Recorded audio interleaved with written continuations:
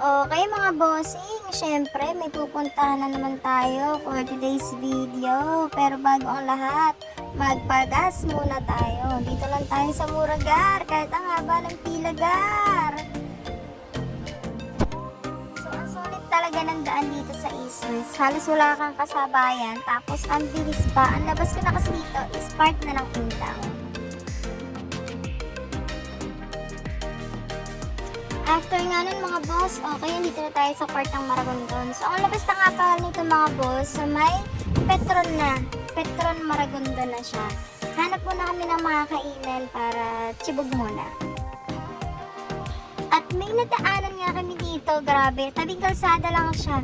Pero grabe, sobrang sulit ng pagkain. Pag may naamoy kayong mabango na pagkain dito na yun, tabing kalsada lang siya. So, ito yung mga kinain namin.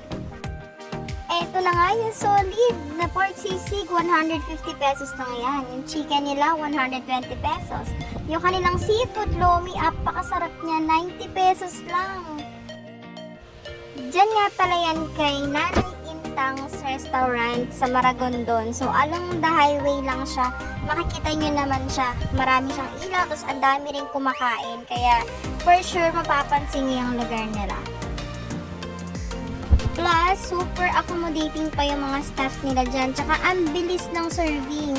As in, sobrang bilis lang. Hindi ka nila pag-iintay na matagal. Tapos, ang mura pa. Very affordable yung mga price na dito. At, syempre, masarap.